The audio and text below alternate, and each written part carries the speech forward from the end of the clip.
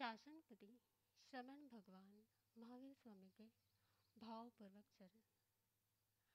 उपकारी सर्व गुरु भगवंत एवं सर्व रत्नाधिक महासती जियों के चरणों में मेरे भावपूर्वक वंदन। लास्ट कुछ दिनों से आप सभी जैनिज्म के कुछ नए नए टॉपिक्स, कुछ नए कंसेप्ट्स के बारे में ज्ञान प्राप्त कर रहे हैं।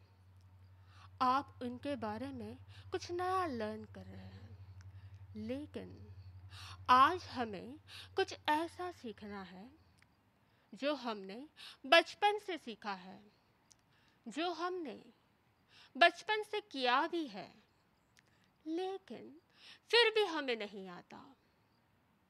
फॉर एग्जाम्पल, एक छोटे से 5 साल के बच्चे को उसकी मम्मी ने सिखाया था कि बेटा, अगर घर पर अशोक अंकल आए तो आप उन्हें पानी पिला देना, और अगर घर पर सुभाष अंकल आए तो आप उन्हें बिना पूछे ही शरबत पिला देना।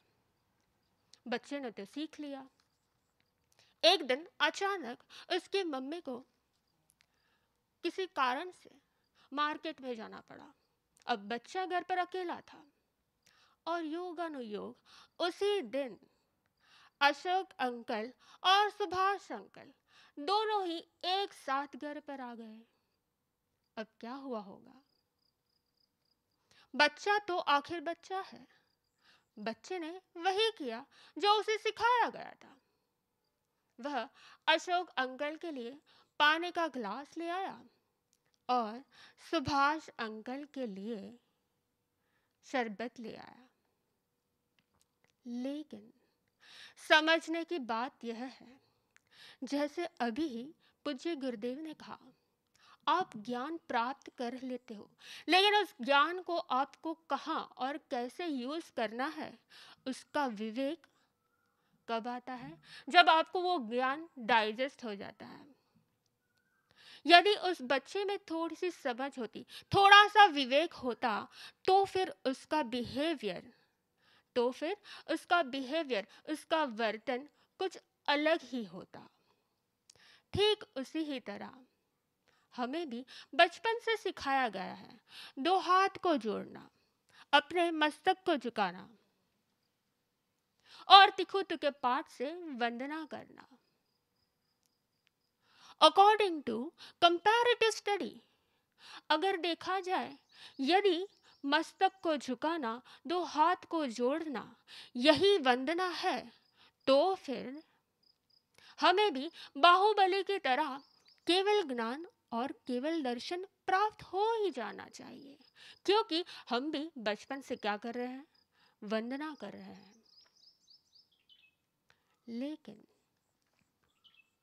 लेकिन परमात्मा कहते हैं, हमने बचपन से क्या की है? वंदना की है, लेकिन इससे पता चलता है कि हमें आज तक वंदना का सही अर्थ पता ही नहीं है।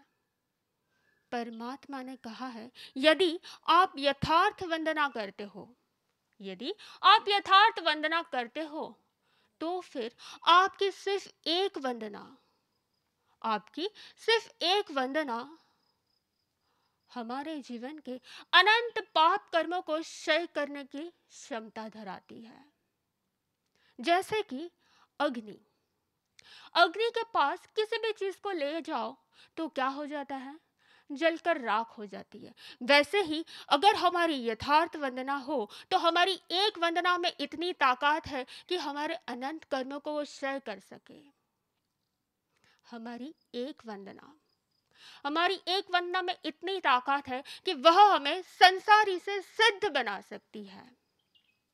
लेकिन वह वंदना सिर्फ फिजिकल प्रोसेस ही नहीं, वो फिजिकल प्रोसेस के साथ साथ हमारे आत्मभाव उसमें जुड़ जाए।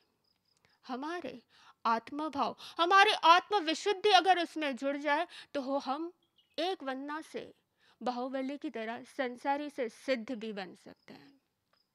पॉइंट नंबर 3, हमारी एक वंदना में इतनी ताकत है कि वह हमारे अंदर रहे हुए अहंकार, ईगो, जेलेसी, ईर्ष्या जैसे अनेक अवगुणों से हमें मुक्त कर सकती है। फॉर एग्जाम्पल, यदि आपके पास अशुद्ध पानी है, आप उसे फिल्टर कर दीजिए, तो क्या हो जाएगा? फिल्टर करने के बाद वह पानी, प्योर पानी अलग हो जाएगा और उसमें से सारी अशुद्धियां अलग हो जाएगी। ठीक उसी तरह एक वंदना में इतनी ताकत है कि हमारे सारे अवगुणों से हमें वो मुक्त कर सकती है। पॉइंट नंबर 4, हमारी वंदना में इतनी ताकत है कि वह हमारे अंदर अक्षय आत्मगुण, यानी कि कभी ना नष्ट होने वाले हमारे आत्मगुण, जैसे कि क्षमा, नम्रता, सरलता, कोमलता, मृदुता, ऐसे अनेक आत्मगुणों को वह प्रकट कर सकती है। जैसे कि कल ही हमें गुरुदेव ने समझाया था, एक बीज से हम अनेक फल पा सकते हैं। एक बीज से हम अनेक फल पा सकते हैं। ठीक उसी तरह एक वंदना से हम अपने अंदर अनेक गुणों को जन्म कर सकते हैं। पॉइंट नंबर 5, हमारी एक वंदना में इतनी ताकत है कि वह हमें सामान्य भक्त से असामान्य भगवान बना सकती है। फॉर एग्जाम्पल, पारसमणि का स्पर्श होते ही सामान्य लोहा भी असामान्य सोना बन जाता है। बस उसी ही तरह एक वंदना में इतनी ताकत है कि वह हमें सामान्य भक्त से भगवान बना सकती है। पॉइंट नंबर 6, एक वंदना में इतनी ताकत है कि वह हमारे भावों को, हमारी ऑरा को इतनी विशुद्ध कर सके कि हम मन से जो सोचे वही होता है, हम वचन से जो बोले वैसा ही होता है, और काया से जो भी कार्य करे उसमें सफलता मिलती है। जैसे कि हमारे पूज्य गुरुदेव ने कुछ महीनों पहले कोलकाता चातुर्मास में कहा था कि देखना, वह समय दूर नहीं है कि जब पूरी दुनिया के लोग अपने चेहरे पर मास्क पहनकर घूमेंगे, और आज वह परिस्थिति आ गई है। पूज्य गुरुदेव ने इस जिन शासन की प्रभावना के लिए जितने भी मिशंस इंडिया में या ओवरसीज जहां भी शुरू किए हैं, वे सारे मिशंस अपनी अपनी जगह सक्सेसफुली चल रहे हैं। पॉइंट नंबर 7, एक वंदना में इतनी ताकत है कि वह हमारे नीच गोत्र कर्म को क्षय कर सकती है और हमारे ऊंच गोत्र कर्म का बंद करवा सकती है।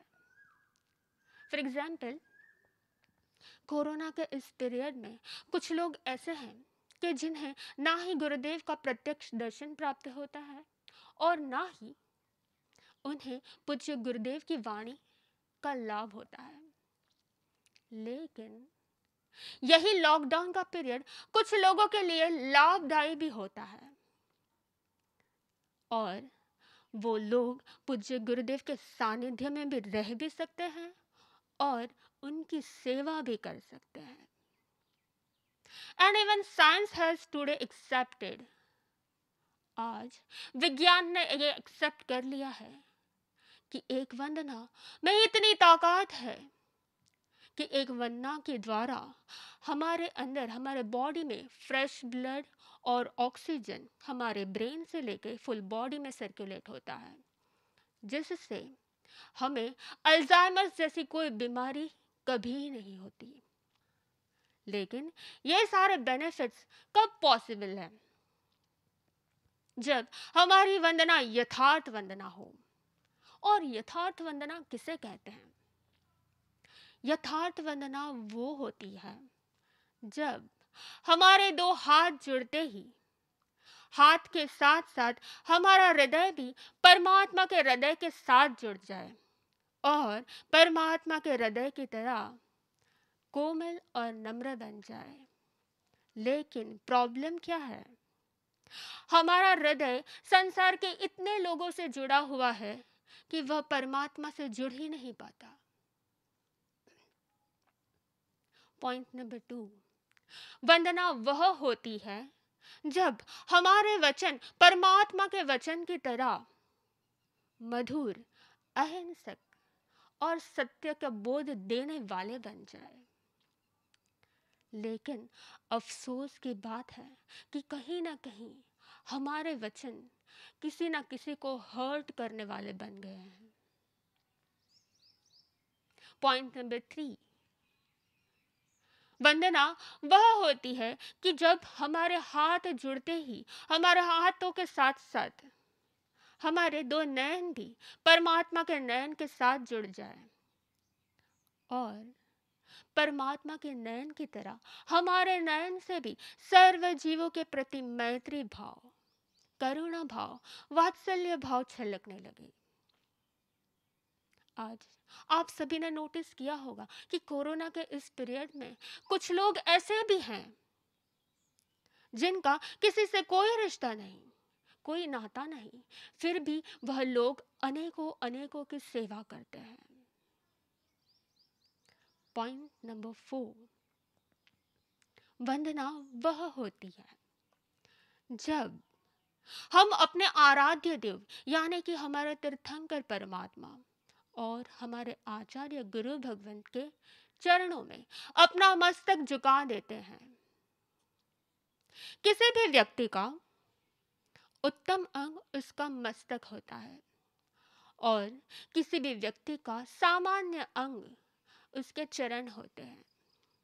हम अपना मस्तक परमात्मा या गुरु के चरण में झुकाकर यह स्वीकार कर लेते हैं कि हे गुरुदेव, हे परमात्मा, मेरा उत्तम अंग यानी कि मेरा मस्तक आपके सामान्य अंग यानी कि आपके चरण से भी ज्यादा और अति सामान्य है। जैसे कि कोई गरीब व्यक्ति के घर पर अचानक ही कोई प्रधानमंत्री आ जाए उससे मदद करने के लिए, उसे देखकर वह गरीब इंसान के, उस गरीब व्यक्ति की आंखों से अश्रु बहने लगते हैं। वह कुछ बोल नहीं पाता, लेकिन उसके आंसू ही यह जता देते हैं, यह बता देते हैं कि मेरे जैसे सामान्य व्यक्ति के घर पर आप जैसे बड़े इंसान का पदार्पण किस हेतु से हुआ होगा। ठीक उसी तरह जब हम अपना मस्तक परमात्मा के गुरु के चरण में जब मस्तक झुकाते हैं, तब हम भी ये स्वीकार कर लेते हैं कि हे गुरुदेव, आपके अगाध ज्ञान के सामने मेरा ज्ञान बहुत ही सामान्य है। पॉइंट नंबर 5, वंदना उसे ही कहते हैं जब हम अपना सिर झुकाकर पूज्य गुरुदेव का, परमात्मा का उपकार भाव स्वीकार करते हैं। हम स्वीकार करते हैं कि आपका ज्ञान, आपका दर्शन और आपका चारित्र ही मुझे अनंत संसार से दूर ले जाने वाला है। आपका ज्ञान ही मुझे मिथ्यात्व से सम्यक्त्व की ओर ले जाने वाला है। जैसे कि किसी लकड़ी के साथ कील को यानी कि नेल को कनेक्ट कर दिया जाए और फिर उसे पानी में छोड़ दिया जाए, तो वो कील भी उस लकड़े के साथ तैर कर किनारे तक पहुंच जाती है। सेम उसी तरह परमात्मा का ज्ञान भी वैसा ही है, जिसके ज्ञान में बहकर हम, पूज्य गुरुदेव के ज्ञान में बहकर हम भी एक दिन कभी ना कभी मोक्ष में पहुंच जाएंगे। हमें यह उपकार भाव को स्वीकार करना है। पॉइंट नंबर 6, वंदना वह होती है जब हम सिर्फ अपना मस्तक ही नहीं झुकाते, लेकिन मस्तक के साथ साथ मस्तक में रही हुई हमारी बुद्धि, हमारे विचार, हमारे विकल्प सब कुछ झुकाकर शून्य बन जाते हैं। जिस तरह एक छोटा सा बालक अपनी माँ की गोद में बैठा हो और अपनी माँ से अपने दोषों को बताने में उसे जरा से भी झिझक ना हो, और दोष को बताकर भी उसे निर्भयता प्रदान होती है।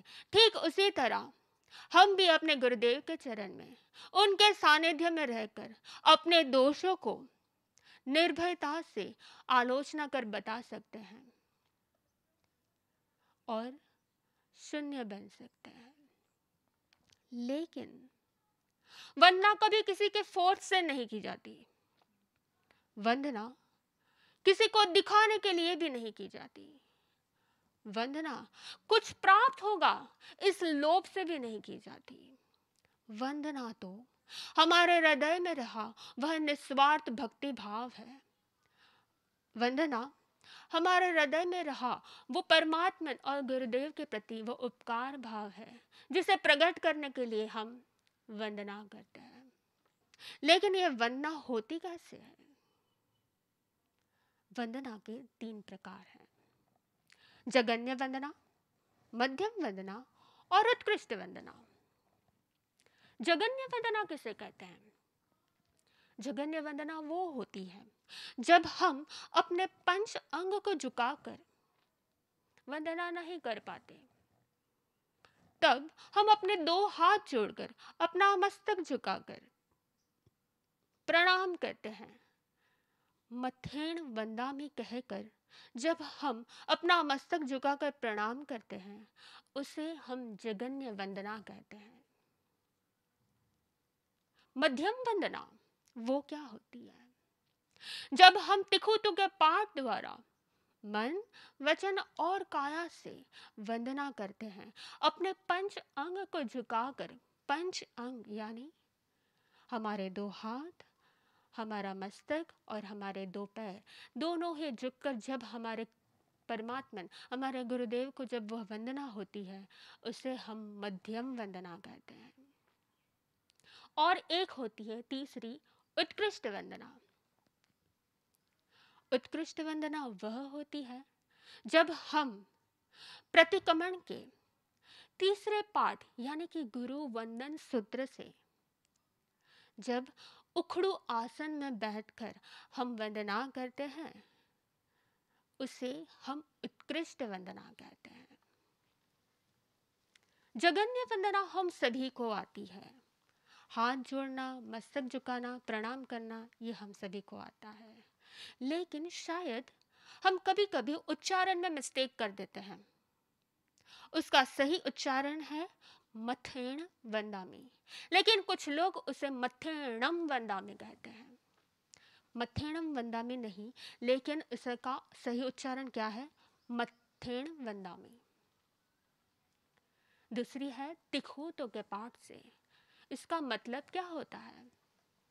तिखुतु यानी कि 3 बार आयाहीणम पयाहीणम, यानी कि अपने राइट कान से लेके, राइट ईयर से लेके लेफ्ट ईयर तक हम आवर्तन करते हैं।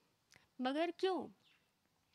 पूर्व के काल में ऐसा होता था कि जब प्रत्यक्ष परमात्मा या आचार्य या गुरु भगवंत की उपस्थिति होती थी, तब उनके अवग्रह में जाकर उनकी 3 प्रदक्षिणा की जाती थी, और 3 प्रदक्षिणा के द्वारा उनके ज्ञान, उनके दर्शन और उनके चारित्र को वंदना की जाती थी।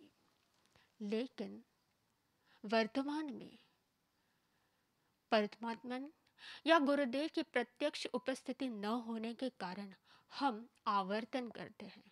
आवर्तन यानी हमारे फोरहेड का जो बीच का भाग होता है, उसे हम ऑरा केंद्र कहते हैं, और उस ऑरा केंद्र से हमारी ऑरा निकलती है और वहीं से वो विशुद्ध भी हो सकती है। इसलिए हम वहीं अपना हाथ रखकर उसे आवर्तन देते हैं, और 3 आवर्तन द्वारा हम अपनी ऑरा को विशुद्ध करते हैं।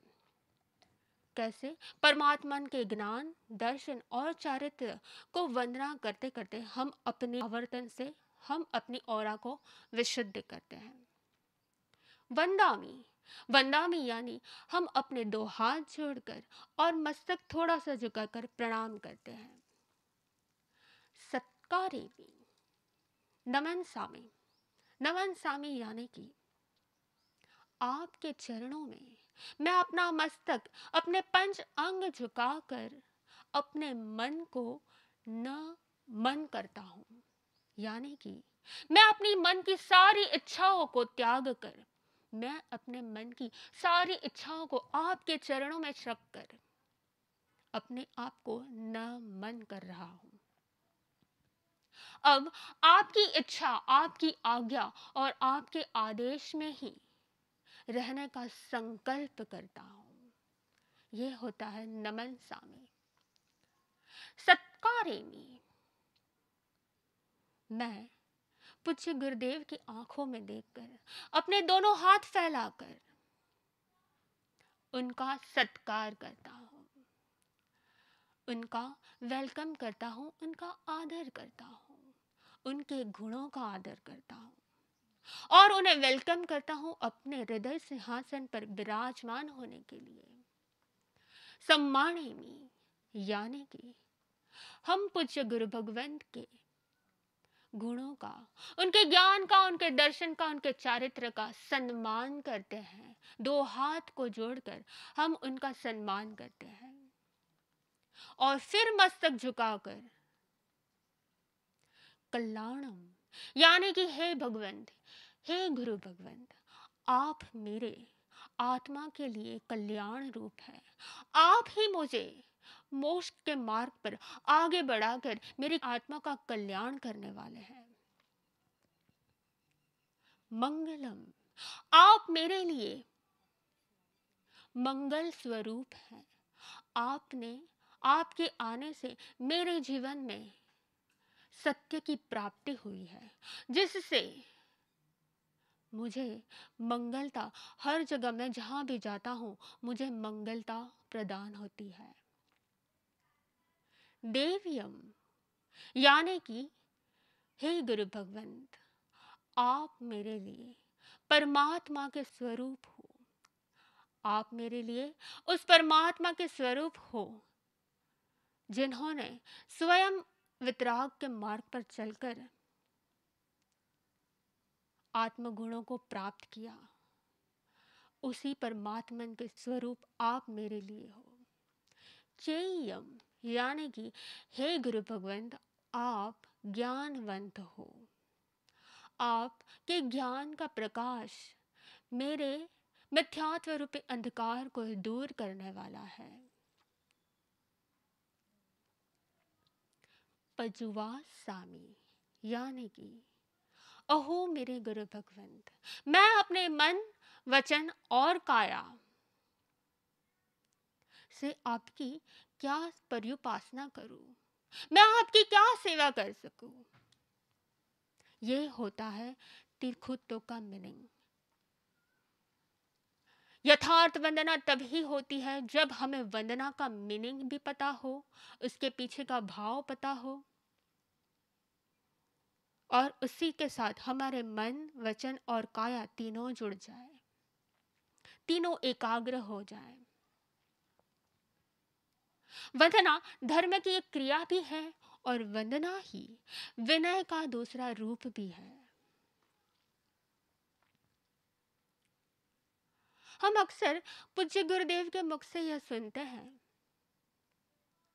संपत्ति विनीयस्य, विवत्ति अविनीयस्य, यानी कि संपत्ति विनय से ही प्राप्त होती है। संपत्ति यानी सक्सेस। आप कहीं भी हो, कोई भी फील्ड में हो, आप कहीं पर भी जाए, कोई भी कार्य करें, लेकिन आपको सक्सेस तभी प्राप्त होती है जब आपके अंदर विनय हो। लेकिन यदि हमें पूरा दिन चेक करें, यदि हम पूरा दिन चेक करें तो आपका ज्यादातर समय विनय में ही जाता होगा या अविनय में जाता होगा। जैसे कि फॉर एग्जाम्पल, सुबह उठते ही आप लोगों में से कुछ लोग या आप लोगों में से ज्यादातर लोग यह पूछते ही होंगे, क्या ब्रेकफास्ट रेडी है? क्या मेरे कपड़े प्रेस हो गए हैं? क्या मेरा पानी या पीने का पानी गर्म हो गया है? अरे इतने मिस कॉल दिए थे आपके, फिर भी आपने कॉल बैक नहीं किया। इस तरह से एक्सेट्रा एक्सेट्रा बहुत सारे सवाल पूछते होंगे, राइट? बात बहुत छोटी सी है, लेकिन अगर इसका एनालाइज किया जाए, अगर आप नोटिस करोगे, तो आपके जीवन का ज़्यादातर समय किसी न किसी वस्तु, व्यक्ति या इमोशन के डिमांड में बीत जाता है। और ये डिमांड ही बताती है कि आप दूसरों पे डिपेंडेंट हो। आपकी डिमांड ही आपके अविनय का कारण है। एक संयमी वह भी अपना जीवन जीता है, लेकिन वह डिपेंडेंट होकर भी इंडिपेंडेंट होता है। परमात्मा ने संयमी के लिए आज्ञा दी है कि कोई भी संयमी कभी भी डिमांड नहीं कर सकता, लेकिन वह याचना जरूर कर सकता है। यदि हमें कुछ चाहिए तो हम संयम जीवन में क्या करते हैं? हम अपने दो हाथ जोड़ते हैं, अपने दो हाथ जोड़कर सामने वाले से विनती करते हैं, रिक्वेस्ट करते हैं, यदि आपको शाता हो, यदि आपको अनुकूलता हो, तो क्या आप मेरी मदद कर दोगे? लेकिन एक संयमी कभी भी अपने जीवन में किसी भी प्रकार की डिमांड नहीं करता, और इसीलिए संयमी का पूरा जीवन, चाहे वो जो भी क्रिया करे, वह विनय में ही बीतता है। और संसार का सारा समय आपने कभी नोटिस भी नहीं किया होगा कि आपकी लैंग्वेज डायरेक्टली और इनडायरेक्टली आपके अंदर में रहे हुए डिमांड को प्रकट करती है। विनयवान व्यक्ति वही होता है जो दूसरों की शाता और दूसरों की अनुकूलता का ध्यान रखता है, और इसीलिए वह कभी डिमांड नहीं करता, लेकिन रिक्वेस्ट करता है। लेकिन अविनय व्यक्ति ही, उसे ही अपने स्वार्थ की, अपने शाता की और अपने अनुकूलता की चिंता होती है, इसलिए वह कभी सामने वाले की चिंता न करते हुए हमेशा डिमांड करता है। लेकिन यदि हमें पूरा दिन यदि हमें विनय में बिताना है, तो हमें क्या करना पड़ेगा? फर्स्ट, हमें हमारी लैंग्वेज चेंज करनी होगी। हमें डिमांड नहीं, लेकिन रिक्वेस्ट करना होगा। और सेकंड, परमात्मा ने कहा है, जब भी कोई व्यक्ति अपने गुणों को प्रकट करना चाहिए, तो उसे क्या करना चाहिए? जिस तरह किसी को अगर डॉक्टर बनना है, तो साइंस में एडमिशन लेना जरूरी है, ठीक उसी तरह विनय भी हमारा गुण है, और गुण को प्रकट करने के लिए हमें गुणानुराग करना चाहिए। गुणानुराग मतलब क्या?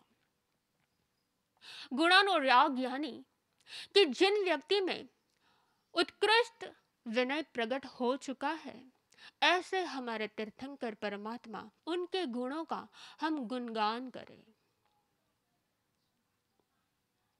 हमने आज तक लोगस नमोत्थनम इसको सामायिक के पाठ में पढ़ा है। हमने आज तक नमोत्थनम को, लोगस को सामायिक के पाठ में तो पढ़ा है, लेकिन ये सिर्फ पाठ नहीं है, ये पद्य रूप में स्तुति है। परमात्मा को भी पता था कि कहीं ना कहीं हम इस संसार में खो जाएंगे, और इस खोए हुए संसार से निकलने के लिए कहीं ना कहीं हमें भक्ति की जरूरत होगी, और इसीलिए लोगस और नमोत्थनम जैसे पाठ नहीं, लेकिन पद्य फॉर्म में, पोइट्री फॉर्म में स्तुति है। और लोगस और नमोत्थनम जैसी स्तुति का जब हम उस पद्य को जब हम लयबद्ध होकर एक लय में, एक राग में बोलते हैं, तब तब क्या होता है? आपने ऑलवेज नोटिस किया होगा कि कुछ लोग कितने ही वर्क में चाहे क्यों ना बिजी हो, लेकिन कुछ ना कुछ गुनगुनाते रहते हैं, भक्ति करते रहते हैं। और जब व्यक्ति का मन भक्ति में लीन हो, तब वह कभी भी तब वह कभी क्रोध नहीं कर पाता। स्तुति का मेन बेनिफिट यही है। स्तुति हमें परमात्मा से हर वक्त कनेक्शन में रखती है। दूसरा, स्तुति, जब भी हम स्तुति करते हैं, कीर्तन करते हैं, लोगस्य उज्जोयगरे धम्म तिथयरे जिणे अरिहंते कित्त इसम यानी कि कीर्तन करना। कीर्तन यानी कि अपने मन को, वचन को और काया को, तीनों को परमात्मा की स्तुति में जोड़ देना, और साथ ही साथ नर्तन यानी कि नृत्य करना। इस कीर्तन के द्वारा हम अपनी स्तुति जब भी प्रकट करते हैं, तब हमारे मोहनीय कर्म मंद हो जाते हैं। मोहनीय कर्म और कषाय के मंद होने से जब भी हम स्तुति करते हैं, तब हमारे निद्धत कर्मों का बंद होता है। हम ऑलवेज सोचते हैं कि हमारा गुरुदेव के साथ सहकर्मिता हो, तो सहकर्मिता करने के लिए हमें क्या करना चाहिए? निद्धत कर्मों का बंद करने के लिए हम यही सोचते हैं। लेकिन स्तुति इज द बेस्ट सॉल्यूशन कि जब जब आप स्तुति करते हो, तब आपके कषाय, आपके क्रोध कषाय, मान कषाय, जितने भी कषाय है, वो सारे मंद होते ही आपका निकाचित कर्म नहीं, लेकिन निद्धत कर्म का बंद हो जाता है। इसलिए परमात्मा कहते हैं, जब भी आप धर्म की कोई भी क्रिया करें, तब वह उसके यथार्थ स्वरूप में होनी चाहिए। उसके समझ के साथ विनय ही नहीं, लेकिन विवेक के साथ होनी चाहिए। आज आप सभी ने विनय का इंपॉर्टेंस समझा, वंदना का भी इंपॉर्टेंस समझा, और स्तुति का भी इंपॉर्टेंस समझा। आप सभी के लाइफ में स्तुति, वंदना और विनय यथार्थ रूप से आए, यथार्थ रूप से परिणमन हो। आपका ज्ञान भी सिर्फ विनय नहीं, लेकिन विवेक रूप में परिणमन हो। इस भाव के साथ आज हम असीमुकारी पूज्य गुरुदेव श्री चरणों में भावपूर्वक वंदन। In last few days, you all have been taking in great effort in understanding and learning of new concepts, new subjects based on Jainism. But today, let's talk about something which we really know since our childhood. A 5-year-old kid was taught by his mother that if Ashok uncle arrives at home, serve him a glass of water. And if Subhash uncle arrives at home, serve him a glass of juice. The child was quite smart enough. But one fine day, the mother had to go out for some work. And coincidentally, the same time, both the uncles appears to be there at home.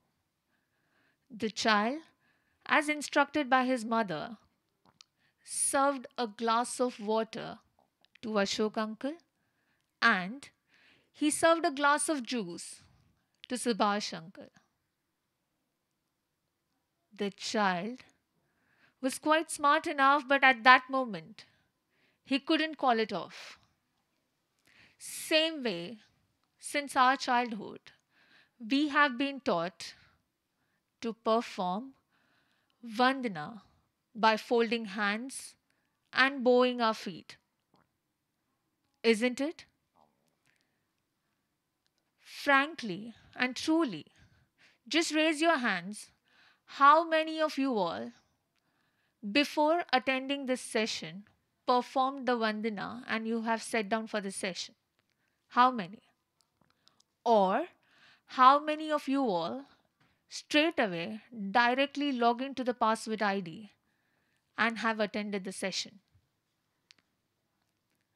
If you have performed the Vandana, was your Vandana was same as that of the kid, which was just the physical action, or was it something beyond to it? What do you think? What is the difference between the Vandana performed by us and the Vandana which was performed by Bahubali, the son of the first Tirthankar, Rishabdev Bhagwan? If joining the two hands and bowing down the feet is shows the gesture of humility, then I would suggest we would have attended or attained the Keval Gnan and Keval Darshan, same like Bahubali. Vandana is just not about physical action. Paramatma has shown us that Vandana has the power, the potential, the capacity to destroy all your sins, to get rid of all your bad deeds. It has the power to make you attain liberation. It has the power to get rid of all your bad qualities and imbibe the good qualities within you, like innocence, simplicity, meekness, forgiveness, and many more, which cannot be washed ever off. Vandana has the power to actually bring one disciple to become God itself. Recently, you all studied about six auras. Vandana has the capacity to personify your this aura and bring it to the ultimate purity of your soul. And when it reaches to the ultimate purity of soul, it actually happens so. Whatever you think of, that shall happen. Whatever you speak of, that shall happen. Whatever you want of, that shall happen. Yes, it's the power of Vandana. It has the capacity to destroy all your Nij Gotra karma and helps you to bind the Uj Gotra karma. Considering the current pandemic situation where everybody is seeking for Puja Gurudev's darshan, but yet not everybody is able to make it. Few of them are not fortunate enough to make it due to poor internet connectivity. But some of them are quite fortunate enough to sit down and watch these online sessions. But some are very, very fortunate enough to be under Puja Gurudev's Sanidhya and do his seva. Yes, the Ujgotra Karma. Scientifically, Vandana is something which can help you to prevent from being the victim of Alzheimer's because it helps your body, it helps the fresh oxygen and blood to pass through your brain and your body. And there are many more benefits of this Vandana, but one must make sure to it that when a Vandana is performance, it's just not the two folded hands, but it should resemble your heart to Paramatma's heart. It should resemble your words to Paramatma's word. Your eyes is a resemblance of Paramatma's eyes. That is full of compassion, sympathy, feeling of goodness for every living being. Pujya Gurudev always tells us that your Vandana is not something you bow down with your folded hands, but it is about three yoga, that is, your mind, your words, and your body, and surrendering this to the footsteps of your Paramatma or your Guru. Vandana is something which is not forcefully done, but if it is done with a great devotion and at the same time with a selfless attitude, you can pay your homage to your Paramatma and your Guru. Vandana. 3 types of Vandana. The first one is the Jaganya Vandana. Second, Madhyam Vandana. And the third is the Utkrusht Vandana. The Jaganya Vandana is in the case where there are situations where you cannot bow down completely, is where you fold your hands and put down your head and just be in the posture of pranam. The second one is the Vandana which we all do it, that is the Tikhuto Vandana. All your body parts are being bowed down in front of your Guru. And the third one, which is the Utkrusht Vandana, is while during Pratikaman, we recite the third chapter, that is Ichchami Kamasamano. So when you speak that, the posture on which you sit and do your Vandana is your Utkrusht Vandana. Vandana. We all have been doing it since our childhood. But yet, when this Vandana is being performed, with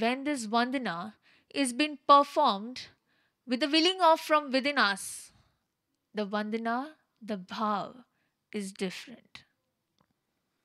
At a time of Tirthankars in the previous ages or in the presence of Guru, people used to perform their Vandana by revolving around their Guru 3 times.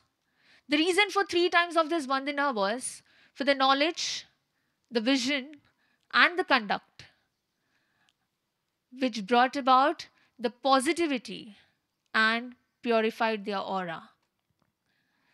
Vandana was something which everyone did it in everybody's life. But at the same time, it's just not the words. The meaning of this Vandana, when we say Vandami, what are we trying to do is, Vandami means we are bowing down with our folded hands. When we say Naman Sami, paying salutation with our body parts. When we say Sakkaremi, at that time, it means that we are welcoming all the Guru Bhagavans respectfully. Sammanimi, which means that I am honored by offering whatever they required. Kallanam means that, hey Gurudev, you are the benefactor for me. Mangalam, hey Gurudev, you are auspicious. Devyam, hey Gurudev, you are the religious deity. Cheyam, which means that he has the supreme knowledge. Pajuvasami, which means that I worship you from the bottom of my heart. When all these words are just not spoken, but at the same time, all these words are spoken with the feeling of a bhav, that time, your Vandana is a true sense of connecting yourself to your Paramatma and your Guru. Param Gurudev always tells us, Sampatti Vinyasa, Vipatti Avinyasa, which clearly states that in any walk of your life, if you are modest, I repeat again, if you are modest, if you have a Vinay within you, no matter wherever you reach up to, a success is always going to follow you. But in case of avinay, that is, in case of you are away from your modesty, then no matter what, failure shall always follow you. And yes, there are various reasons for our avinay knowing the fact that we performing it. Many a times we are always, and if you actually check and analyze it, We are behind things and people around us, their emotions, their feelings. And this emotion and feelings brings demands. And this demand, somewhere or the other, actually leads to your avinay. Yes. But in case of a Sayami, that is one who has left the worldly pleasure of life, a saint, for them, Vinay is something which is, even if they want a smallest of thing, they cannot demand for it. They have to either request for it, and just not the request, but they have to also see the opposite person's comfort. Until and unless, if you are in your house, whatever you want to pick it up, you straight away go and you ask for it, or you don't even ask for it and you straight away take it. But for a Sayami, anything, anything in his life or her life, he or she needs to request it with the Vinay Bhav. And that request is something which we really need to look forward for. And for all this, we always think that we want to be in the bhav of Vinay. We want to be modest enough for our 24/7. How do we do that? And for that, as Prabhu has said, to become a doctor, one has to take the science education, has to adopt to an admission to a science college. Similarly, if one wants to develop the Vinay within us, then he or she needs to become a Gunanurag. Gunanurag is a word which means that you have to talk about the qualities, the good qualities of your Tirthankar Paramatma and get into it. Vinay is not something that can be done through a teaching course. No. It is not step one, do this, step two, follow this. No. It is something which comes within you. But yes, if one wants to develop Vinay, if one wants to develop Vinay, the easiest way of developing this Vinay is through Prabhu Bhakti, Prabhu Stuti. Stuti, that is something where you have to praise the good qualities of your Tirthankar Paramatma. And the simplest way is when you recite your part during in Samayik, that is Logus and Namothunam. These are one of the sutis which shall help you to bind your karmas, but it shall help you to diminish your mohaniya karma and get rid of nikachit karma. In a very simplified way, Vandana, Stuti are all the forms of Vinay. And to attend this, you all have been knowing this, but now it's the time to put a strong faith in it and become one amongst them.